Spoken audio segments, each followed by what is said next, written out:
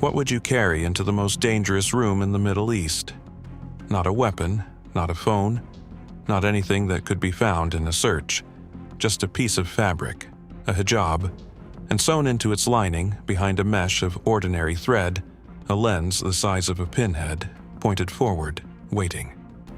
This is not a story about bravery. Bravery is for soldiers. This is a story about something colder, more calculated, and in many ways more terrifying. This is a story about a woman who had to become someone else so completely, so deeply, that the line between who she was and who she pretended to be stopped being a line at all. And when the operation was over, she would discover that the most dangerous deception in the entire mission was not the one she was running on Hezbollah. It was the one her own side was running on her. The year is 2009. The Second Lebanon War has been over for 3 years, and Hezbollah has used every single one of those years well. They rebuilt their rocket stockpiles faster than Israeli intelligence predicted. They reconstructed their social welfare networks in the southern suburbs of Beirut. They dug, not metaphorically, literally, beneath apartment buildings, beneath streets that looked like any other street in any other city. They were carving out a subterranean architecture that no satellite could fully read and no signal intercept could fully map. Israel knew Hezbollah was rebuilding. What it did not know, what it desperately needed to know, was the exact location and structure of the new command infrastructure in the area known as the Dahye, the southern suburbs, Hezbollah's heartland in Beirut. Signals intelligence had given them a building, a specific address, a multi-story residential structure that showed 0 residential heat signatures in nighttime thermal imaging, but consistent low-level electrical activity at hours when no legitimate office would be running. The conclusion was obvious. The confirmation was not. You cannot bomb a building in a civilian neighborhood based on a theory. Not without consequences that would reverberate for years. You needed something real, something human, something that could walk inside and come back out. And walking inside required a face that no one in that building would ever suspect. Her name, for the purposes of this operation, was Rania Khalil. She was, according to her documents, her backstory, and every interaction she would have for the next several months, a Lebanese Shia woman from the Bekaa Valley, a widow. Her husband had died in the 2006 war, vague enough to be credible, specific enough to create an emotional shield. People do not press widows for details. People lower their guard around grief. She worked, according to her cover, as a freelance healthcare logistics consultant. She helped international NGOs manage medical supply chains into underserved Shia communities across Lebanon. She had been living in Lyon, France, for several years. She had recently returned because she felt, she would say quietly in meetings, that she owed something to the community her husband had died defending. It was a nearly perfect cover. And the reason it was nearly perfect was not the documents, not the legend, not the NGO contacts that Mossad's logistics division had spent months quietly constructing around her. The reason it was nearly perfect was her. We will call her Nadia. That is not her name. Her real name has never appeared in any public record. She is referenced in a partial Knesset Intelligence Committee testimony only by a case number. But the outline of who she was is knowable, and it matters enormously to understand what she was before she became Rania Khalil. She was born into a Druze family in northern Israel. She spoke Arabic not as a second language, but as a mother tongue, and specifically with the dialect patterns of the Bekaa Valley, the particular cadence, the specific vowel softening, the way certain phrases land in the mouth of someone who grew up with Lebanese hills behind them. This was not an accident of birth. It was, her intelligence handlers would later acknowledge, the primary reason she had been recruited in the first place. A Mossad talent spotter had identified her at university. Not approached her, identified her. He had watched for 3 years before making contact. 3 years of assessing whether she had the psychological architecture to sustain long-term deception. Not just lie convincingly in a moment, but live inside a lie across months, across casual conversations, across the kind of intimate everyday interactions that no training simulation can fully replicate. The assessment was that she could. What the assessment could not measure was what that would cost her. She had spent 8 months genuinely living in Beirut years before this operation. Graduate research, real relationships, real memories of real streets. This was not a coincidence. It had been arranged quietly by the same handler years in advance. The idea was that when she eventually deployed under a Lebanese cover, she would not be performing familiarity with the city. She would have it in her body, in the way she ordered coffee, in the shortcut she knew to take through Hamra, in the name of the bread shop near the AUB campus that she could mention, without hesitation, because she had actually bought bread there. This is the kind of cover that takes years to build. And the reason Mossad builds it this way is because the alternative, a fabricated identity that lives only on paper, dies the moment someone asks a question that paper cannot answer. The first time that question came, Nadia was still at the airport.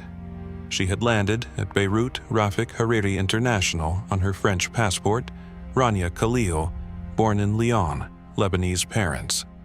The passport was genuine. The identity behind it was not. She had cleared customs without incident, collected her single bag from the carousel, and was moving toward the exit when an elderly Lebanese woman, small, sharp-eyed, wearing a hijab not unlike Nadia's own, stopped beside her and pointed at the way Nadia's hijab was wrapped at the chin. She said that wrapping style was from the Bekaa. She said she could always tell. She asked which village. So Nadia gave the village name from her legend without hesitation. The woman's face opened with recognition. She asked if Nadia knew a particular family from that village. A name, specific. Nadia did not know that family. She had no way of knowing them. They were real people in a real village she had only studied on maps. She said the name sounded familiar, but she had been away in France for so long. She touched her chest lightly and laughed, a small, self-deprecating laugh, and said she barely recognized her own accent anymore. The woman laughed with her. They parted. Nadia walked out of the airport and into the Beirut afternoon and did not allow herself to exhale until she was inside a taxi moving away from the terminal. She would describe this moment months later as the most dangerous 30 seconds of the entire operation. Not because it had nearly exposed her, but because it hadn't. She had improvised. The improvisation had worked. And that accidental, unearned success at the very first moment of the operation planted something in her that she would have to fight against for months. The confidence that she could handle whatever came next. That confidence in this line of work is not an asset. It is an early warning sign. Her first contact inside Lebanon was not with Hezbollah. It was with an NGO health coordinator named Hassan, a genuine humanitarian, a nurse, a woman who had spent 15 years getting vaccines into villages that governments had forgotten. She was not an asset. She was not recruited. She was simply the person Nadia's cover required her to work alongside. And within 2 weeks, Hassan had said something that Nadia filed away and did not immediately report to Tel Aviv. She had said, offhandedly, while reviewing a supply manifest, people around here notice new faces. They don't say anything at first. They just watch. Nadia had nodded. She had said she understood. She had written it in her nightly report as a general observation about community dynamics in the Dahieh. She had not written what she actually felt when Hassan said it, that it did not sound like a general observation at all, that it sounded like a warning, and that Hassan had not looked up from the manifest when she said it. 4 months is not a long time to build trust in most places. In the Dahieh, it is barely enough time to stop being noticed. Nadia understood this. Her operational plan was not aggressive. It was not designed to produce results quickly. It was designed to produce results that would last. Intelligence collected from a position of genuine, earned access rather than manufactured proximity. The distinction matters. Manufactured proximity collapses under pressure. Earned access holds because the people around you have invested something in believing you. She made herself useful, not brilliantly useful, that would draw attention of the wrong kind. Ordinarily useful, she solved the kind of small, grinding logistical problems that NGO coordinators face every week. A customs delay on a refrigerated shipment, a routing problem affecting cold chain delivery to a rural clinic, a documentation gap that had stalled a WHO funding disbursement for 3 months. She cleared it in 11 days by knowing which office to visit and which forms to submit in which order. The people around her noticed. They said nothing directly. But the meetings she was invited to began, incrementally, to include people who had not been in the room before. This is how access works in a closed community. You do not demand entry, you become someone whose absence would create a problem, and then the doors stop being doors at all. The man who would eventually become her primary access point came into her orbit at a coordination meeting in the 7th week. His name, as she knew it, was Abu Tariq, a nom de guerre. She would not learn his real name during the operation, and the intelligence service's later analysis was never made public. He was a mid-level administrative official within Jihad al-Bina, Hezbollah's construction and social welfare wing. Not a military figure, not visibly part of the security apparatus. A man who managed civil infrastructure, who knew which buildings were being renovated and which ones were not, who understood the physical geography of the Dehye in the way only someone responsible for maintaining it could. At that meeting, Nadia had solved, in real time and without being asked, a scheduling conflict involving 3 separate supply deliveries that had been creating a bottleneck for weeks. She had drawn it out on a whiteboard in 3 minutes. Abu Tariq had watched from the side of the room. When the meeting ended, he had walked directly to her and said, "You think like someone who has done this for a long time." She had said she had. She had smiled. She had not let the smile reach her eyes too quickly. He invited her for coffee 3 days later. She reported the invitation to Eitan before she accepted. Eitan told her to go. He told her it was exactly the kind of organic approach the operation had been designed to generate. He told her she had done well. She went. Over 6 subsequent meetings, coffee, lunch, one evening coordination session that ran until nearly 10 at night, Abu Tariq became the closest thing to a genuine relationship that Rania Khalil had in Beirut. He was careful in the way that people inside sensitive organizations are always careful. He did not speak about his work explicitly. He did not offer information. But he was warm. He was funny in a quiet, self-aware way. He asked about her husband, the dead husband, the legend's husband, and listened with what seemed like real attention when she gave the rehearsed version of the story she had constructed. She had told that story so many times in training that she knew every beat of it. She knew when to pause. She knew when to look slightly away. She knew that the detail that made people believe it was not the grief, it was the specific, small, domestic detail she included about the morning before he left. The particular breakfast. The argument about nothing that she wished she could take back. She had invented that argument. She had invented that breakfast. And she had told the story so many times that she no longer fully remembered she had invented it. This is the thing no briefing manual adequately prepares an operative for. Not the physical danger, not the checkpoint searches or the surveillance risk or the cover documents. The thing that erodes you is the intimacy. The moment when the lie stops feeling like a lie because you have lived inside it long enough that it has acquired the texture of memory. And Nadia was, by the 11th week, living very deeply inside it. She flagged something to Eitan on a Tuesday night through their secure protocol.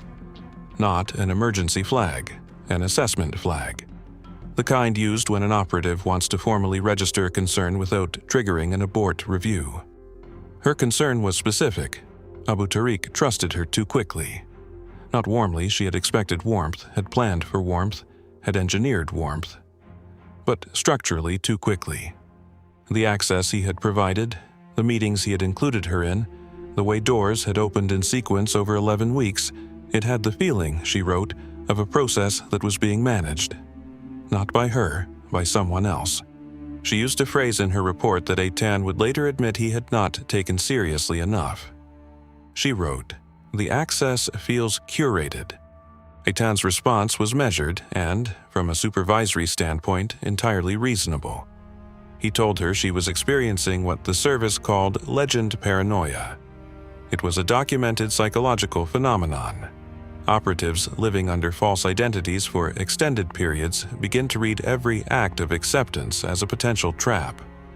Every open door becomes suspect. Every warm conversation becomes a test. It was, Eitan wrote back, a sign that she had been under for long enough that her threat assessment system was running continuously, even when it did not need to. He told her the operation was proceeding exactly as designed. He told her to continue. She continued. But she began, from that point forward, to do something she had not done before. She began to watch Abu Tariq watching her. The abort discussion happened on a Friday. Not a formal abort review. Those required sign-off from a senior committee and a documented trigger event. This was a conversation, conducted through the secure relay between Nadia and Eitan, that technically never happened. She had attended a meeting 3 days earlier where a man she did not recognize had been present. He had sat at the back. He had said nothing. He had not been introduced. When she glanced at him twice, he did not look away. He simply continued watching with the flat, patient attention of someone who was not trying to hide that he was watching. After the meeting, she asked Abu Tariq casually who the man was. Abu Tariq said he was a security consultant who occasionally attended coordination meetings to assess facility usage. He said it without hesitation. He said it without any of the micropauses that indicate a lie being constructed in real time, which meant either it was true or he had been told to say it long before she asked. She wrote all of this to Eitan and said directly, "I want to discuss abort criteria." Eitan's response took 6 hours. When it came, it was longer than usual. He acknowledged her concern. He walked through the operational calculus, the intelligence value of what they were trying to confirm, the investment in her cover, the proximity she had achieved that no technical collection method could replicate. He said the unnamed man at the meeting was consistent with Hezbollah's standard internal security rotations. He said there was no confirmed indicator of cover compromise, and then he wrote something that she would return to many times in the months that followed. He wrote, "The operation is at the threshold. What you have built cannot be rebuilt. The question is not whether there is risk. The question is whether the risk is operationally acceptable. My assessment is that it is. But you are the one inside the room. You have final discretion on abort. Final discretion." On paper, it was the most generous thing an operational supervisor could say. In practice, she understood what it meant. It meant that if she aborted now, the decision and its consequences were hers, and if she continued and something went wrong, the decision and its consequences were also hers. She did not abort. She wrote back a single line, "Understood," continuing. She would later say that she made that decision not because she assessed the risk as acceptable. She made it because she had been inside Rania Khalil's life for long enough that she was no longer entirely certain what she herself believed. The concern felt real. The paranoia explanation also felt real. And when you cannot clearly distinguish between your own instincts and your own psychological deterioration, the only fixed point you have left is the mission. So she held on to the mission. 2 weeks later, after the operation concluded and Nadia was in a debrief facility outside Tel Aviv, an analyst who had been running parallel signals intelligence on Hezbollah's counterintelligence unit placed a single document in front of her. It was a partial transcript, fragmentary, sourced from an intercept that had taken weeks to partially decrypt, of an internal Hezbollah security communication from approximately the 9th week of her operation.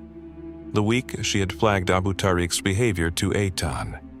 The week Eitan had told her she was experiencing legend paranoia. The transcript, in the portions that were legible, referred to a foreign national operating under NGO cover in the Dahieh. It described the subject as a probable intelligence asset. It recommended, rather than immediate detention, a controlled monitoring protocol. The phrase used, and the analyst pointed to it specifically, was "allow continued access." Observe what she seeks. Observe who moves when she moves. They had known, not who she was, not that she was Israeli, but they had known she was not what she claimed to be. And they had made a deliberate decision not to stop her. The room she had walked into, the building, the interior door, the subterranean facility she had filmed for 19 minutes with the camera in her hijab, she had not found it. She had been taken to it. The question that no one in that debrief room could answer, the question that would not be answered in the weeks or months that followed, was the one that mattered most. If they knew she was collecting, and they let her collect, what exactly had they wanted Israel to see? The morning she was supposed to go in, she didn't go. She got dressed. She wrapped her hijab in the baka style she had practiced until the motion was invisible to herself. She activated the camera with the adjustment at the right temporal fold. One small natural press, the kind of gesture any woman makes when she checks that her hijab sits correctly before leaving the house. She felt the faint resistance of the pressure point that confirmed the lens was live. Then she sat down on the edge of the bed in her rented apartment in the Dahieh and did not move for 22 minutes. It was not fear. She would be careful to say this later, and it is worth believing her, because fear has a specific physiological signature, and what she was experiencing was different. It was something closer to clarity, a sudden, unwanted sharpness in which every assumption the operation was built on became briefly, painfully visible as an assumption rather than a fact. She was about to walk into a building based on Abu Tariq's invitation. Abu Tariq, whom she had flagged 6 weeks ago as behaving in a way that felt managed. Abu Tariq, whose explanation of the unnamed man at the back of the room had been too smooth. Abu Tariq, who had held her hand slightly too long after their last meeting in a way she had reported to Aitan, and Aitan had classified as a social warmth indicator consistent with Bekaa Valley interpersonal norms. She sat with all of this for 22 minutes. Then she stood up, picked up her bag, and left the apartment. This is what operational commitment looks like from the inside, not certainty, the complete absence of a better option. The meeting was scheduled for 10 in the morning. She arrived at 9:53, which was deliberate, early enough to seem punctual, not so early as to seem eager, not so late as to have been navigating by unfamiliar route. The street outside the building was ordinary in the specific way that streets in operationally sensitive areas are always ordinary. The ordinariness felt deliberate. A bakery, children. A man reading a newspaper on a plastic chair outside a mobile phone shop. Laundry on upper floor lines. The visual grammar of a neighborhood that had learned, over decades of conflict, to perform normalcy fluently. She did not scan. Scanning, the involuntary, trained behavior of looking for surveillance, exits, threats, is one of the hardest things to suppress, and one of the most visible tells available to a counter-surveillance team watching for exactly that behavior. She walked the way Rania Khalil walked, purposeful but unhurried. A woman who knew where she was going because she had reason to be there. At the entrance, she adjusted her hijab, the camera activated. Inside, the ground floor was a functional office. Folding chairs arranged around 2 pushed-together tables. A whiteboard with handwritten headings about supply zones and distribution schedules. Maps of community health areas pinned to the wall with the slightly crooked alignment of maps that have been put up and taken down many times. 4 people were already present. Abu Tariq was among them.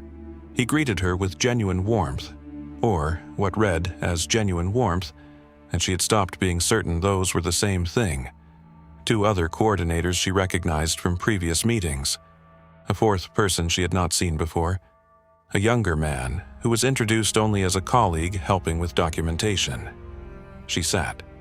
The meeting began. For 35 minutes it was entirely routine. Supply chain updates. A cold storage problem at a clinic in the southern suburbs. A funding disbursement that needed reauthorization from a parent NGO.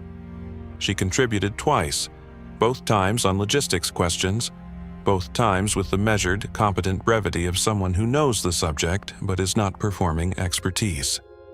At 38 minutes, she made a mistake. One of the coordinators referenced a specific village in the Bekaa, not the village in her legend, an adjacent one, and asked if she knew whether the road conditions there had improved since the previous winter. It was a casual question, the kind of question that exists in a meeting because someone needs to fill a pause. She said yes, the main road was better, but the secondary access route was still difficult in wet weather. She had never been on that road. The information was in her briefing documents, which she had memorized, but briefing documents are compiled from sources that can be outdated and from topographic assessments that do not account for the particular way a local describes a road they have actually driven. The coordinator nodded and said that matched what he had heard. She felt the mistake settle into the room without detonating. The answer had been accepted. But for approximately 4 seconds before the coordinator responded, the young man, introduced only as a documentation colleague, had looked at her with an attention that was different from the attention he had paid to anything else in the meeting. Not suspicious, not alarmed, just precise, as though he was filing something. She did not look at him again. At 40 minutes, Abu Tariq excused himself. He stepped out of the room through the main entrance. A brief phone call, he said, and was gone for 6 minutes. In those 6 minutes, a door at the back of the office opened, and a man she had not seen before walked through it. Older, plainly dressed. A beard trimmed in a manner that she associated, from her briefings, with senior religious administrative figures within Hezbollah's internal hierarchy. He did not introduce himself. He spoke briefly, very quietly, to one of the coordinators, words she could not hear from her position, and then left back through the same door. The door at the back of the room, the door that did not lead outside. She had noted the door on her initial scan when she entered. She had filed it as interior access, storage, service corridor, possibly a stairwell. She had not filed it as significant because the building's ground floor layout, as briefed to her, suggested a standard commercial office subdivision. The man who had come through that door had the bearing of someone who did not use service corridors. Abu Tariq returned at 46 minutes. The meeting continued for another 20 minutes and then concluded. The invitation to see the storage facility came at the moment of departure, offered with the ease of an afterthought. Abu Tariq mentioned, while gathering papers, that the building had recently been fitted with new cold chain storage in the lower level, relevant to the supply discussions, he said, since she might be coordinating deliveries there in the coming months. Would she like to take a quick look while she was here? This was the false release moment. The moment the operation had been building toward had arrived not as a dramatic threshold, but as a logistical convenience. A practical suggestion made while someone was putting papers in a folder. The ordinariness of it was almost disorienting. She said yes. She said it in the tone Rania Khalil would use, mild interest, professional relevance.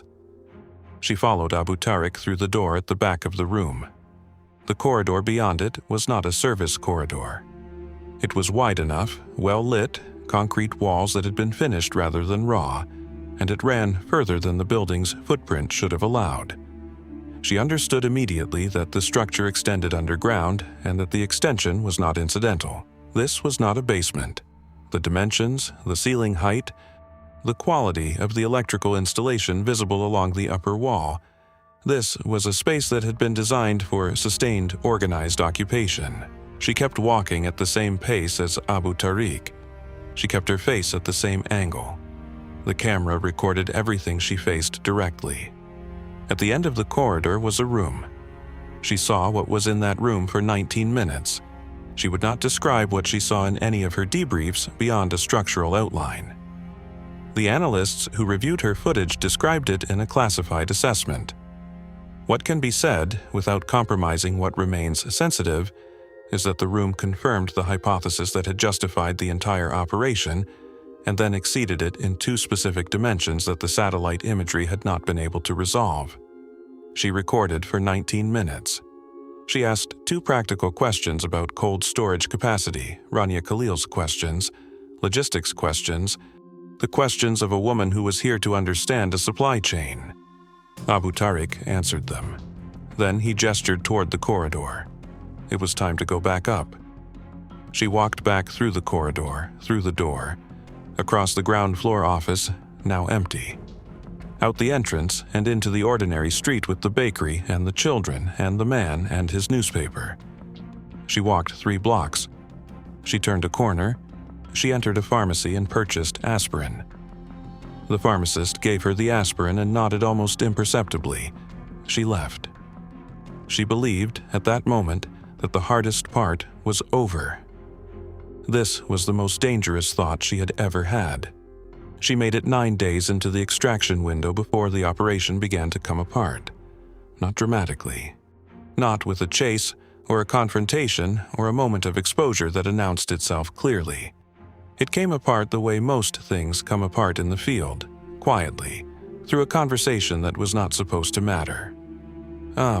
Hassan pulled her aside after a routine NGO coordination meeting on the 9th day. Not urgently, with the deliberate casualness of someone who had chosen their moment carefully. She waited until the other attendees had left the room. Then she straightened a stack of papers that did not need straightening and said, without looking up, "People have been asking about you, not friendly questions." Nadia kept her expression at Rania Khalil's expression. She asked what kind of questions. Hassan said a man had come to the NGO office 2 days earlier and gone through attendance records. He had asked how long the French-Lebanese consultant had been working with them. He had asked who had introduced her. Then, Hassan looked up. She said nothing else. She went back to her papers. The question of who had introduced her was the one that mattered. In Hezbollah's security culture, the chain of introduction is the first thing pulled when a subject is under review. You do not investigate the person directly, not initially. You trace the chain backwards. You find the node that vouched for the entry point. You assess that node. And if the node is clean, the question becomes, why did a clean node introduce someone who is not? The chain of introduction for Rania Khalil led to Abu Tariq, who had approached her. Abu Tariq, whom she had flagged 6 weeks earlier. Abu Tariq, whose behavior Eitan had classified as legend paranoia on her part. She contacted Eitan through the emergency protocol that same evening. A payphone, a prearranged sequence. The message it conveyed was a single operational status: "I need to leave now." Eitan's response came back through the pharmacist within 2 hours. Exfil initiated. 48 hours. She went back to her apartment and began the slow, methodical process of preparing to disappear from a life she had spent 4 months building.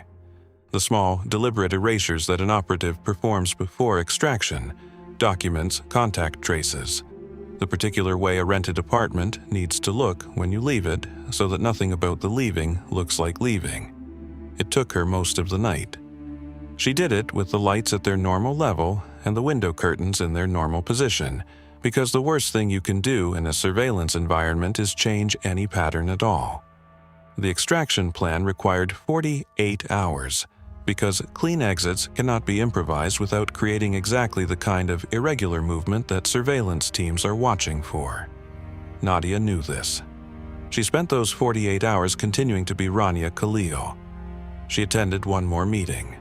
She answered 3 messages about supply logistics.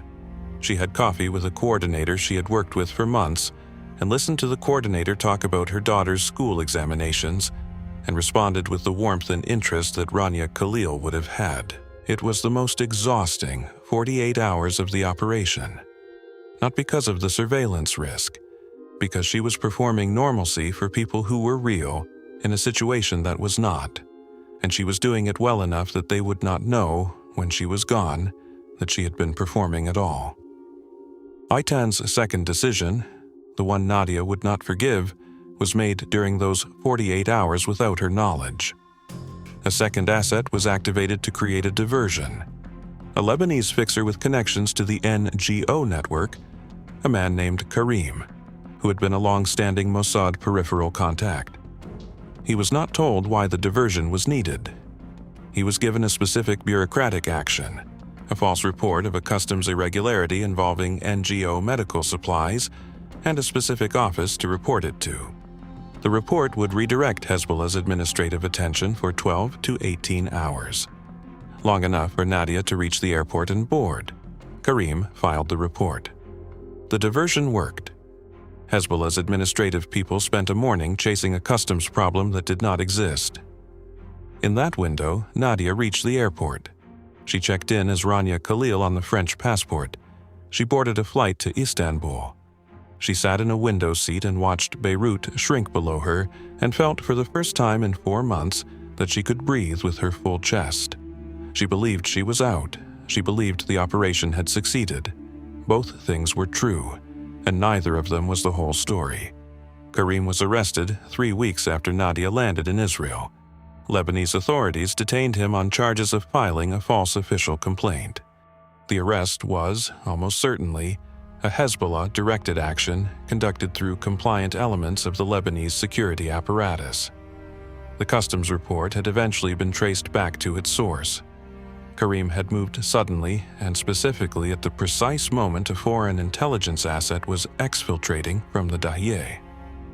In the calculation of Hezbollah's counterintelligence unit, that was not coincidence. That was the shape of a support network. He was held for 14 months. He was interrogated repeatedly about who had directed him and what he had been protecting. He had nothing to give them. He did not know Nadia's name. He did not know what the diversion had been designed to cover. He had been kept deliberately ignorant of the operation's core, which was standard practice and which, in this case, was likely what kept him alive. He was released. He left Lebanon. He has not returned. The intelligence Nadia had collected, the 19 minutes of footage from the camera in her hijab, was assessed as among the most operationally significant human collection Mossad had obtained in Lebanon in the preceding decade. The structural confirmation of the command facility's dimensions, layout, and operational status allowed Israeli planners to resolve targeting ambiguities that had been unresolved for years. 18 months after the operation concluded, the building was destroyed in an Israeli airstrike. The bunker beneath it was destroyed with it. The intelligence was real. The collection was real. The outcome was real. And the document placed in front of Nadia during her debrief, the partial signals intercept from Hezbollah's counterintelligence unit, dated to approximately the 9th week of her operation, meant that none of it could be understood. Without also understanding this, they had allowed it. The specific question that the debrief could not answer, and that subsequent analysis over the following months could not answer, was whether the facility Nadia had been taken to was the real command infrastructure or a sacrificial version of it, real enough to be credible, constructed well enough to survive scrutiny, and ultimately expendable enough to lose to an airstrike without catastrophic operational damage. It is a question that remains unresolved, possibly unanswerable. Nadia was told, in formal language, that her core identity had been partially compromised. Not fully. There was no confirmed evidence that Hezbollah had connected Rania Khalil to an Israeli operative with a specific, real-world identity. But the exposure at the edges was sufficient to make her unusable in any future field operation requiring a Lebanese cover or any operational environment with connectivity to Hezbollah-adjacent networks. She was retained by the service in an analytical capacity. She reviewed other agents' cover constructions. She assessed legend vulnerabilities. She became, with quiet institutional efficiency, a resource rather than an operative. She was 31 years old when the operation ended. In one of the few fragments of her testimony that has been referenced, without attribution, in an Israeli academic paper on long-term cover operations, she is quoted as saying that the hardest part of the transition was not the loss of fieldwork. It was the loss of Rania Khalil's memories. The 8 months in Beirut as a graduate student, real, lived hers, were now permanently contaminated by the 4 months she had spent using them as cover. She could no longer think about those years without the legend overlaying the reality. The invented husband's invented breakfast had merged, somewhere in the years of repetition, with things she actually remembered. She could not return to Beirut, not as herself, not even as a civilian. The city she had genuinely loved, where she had genuinely lived, was now operationally inaccessible to her for the remainder of her working life, and probably beyond it. Karim, who had spent 14 months in detention for an action he performed without understanding its purpose, received no formal acknowledgement from the institution that directed it. This is not unusual. It is, in the operational calculus of intelligence work, considered acceptable.